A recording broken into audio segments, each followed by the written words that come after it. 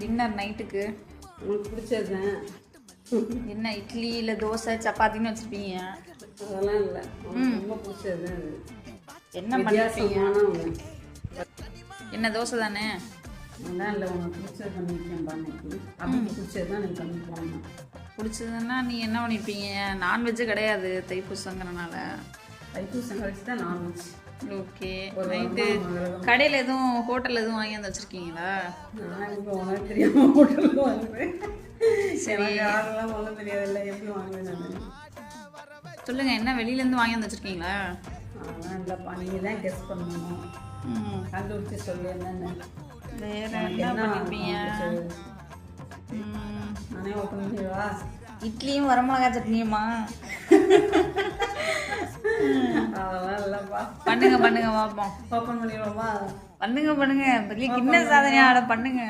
அட பொம்பளைகளுக்கு சமைக்கிறதுலாம் அந்த கிண்ண சாதனைப்பா, அது டெய்லி சமைக்கிறோம்ல.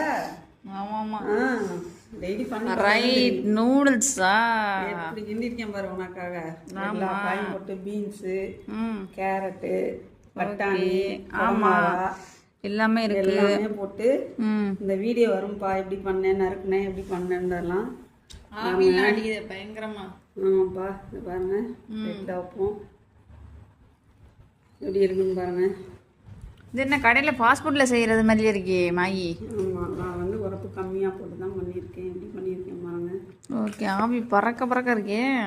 எவ்வளோ ஆயிரம் பிள்ளைங்களாம் காயெல்லாம் சாப்பிட மாட்டாங்க, அதனால தான் உன்னை ஏமாற்றி காய் சாப்பிட மாட்டாங்கல்ல, அதனால நூடுல்ஸ் அதனால இப்படி நூடுல்ஸை பண்ணிட்டேன்.